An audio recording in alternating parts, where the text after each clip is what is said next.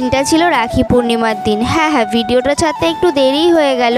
তো যাই হোক, চলো ভিডিওটা শুরু করা যাক। দেখো এখানটায় রাখিগুলো সব সাজিয়ে নিয়ে বসে পড়েছি। প্রথমে আমি আমার দাদাকে রাখিটা পরিয়ে দিলাম, আর এই সবগুলো রাখি আমি নিজের হাতে বানিয়েছিলাম। তো রাখি পরানোর পর দাদার কাছ থেকে গিফট চেতে আমাকে একটা কালি লাগা 10 টাকা দিল, যেটা কিনা আমি একদমই নিতে রাজি ছিলাম না। তারপর অনেক চেয়ে চিনতে, অনেক যুদ্ধের পর ওর থেকে আমি 200 টাকা নিতে পেরেছি। তারপরে বলছে দেখ আমাকে প্রণাম কর, তো ওকে প্রণাম করলাম। তারপর সন্ধেবেলায় আমার ভাইরা এসেছিল রাখি পরার জন্য। এটা হচ্ছে আমার বড় মামার ছেলে। তো প্রথমে ভাইকে রাখিটা পরিয়ে দিলাম, তারপরে মিষ্টি মুখ করালাম।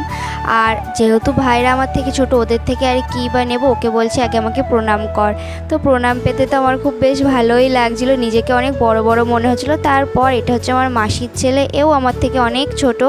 তো এই ভাইকে আমি ফার্স্ট টাইম রাখি পরালাম, কারণ ভাই অনেক দূরে থাকতো, তার জন্য কখনোই পরানো হয়নি। তারপর দেখো ভাইও প্রণাম করে দিল। আর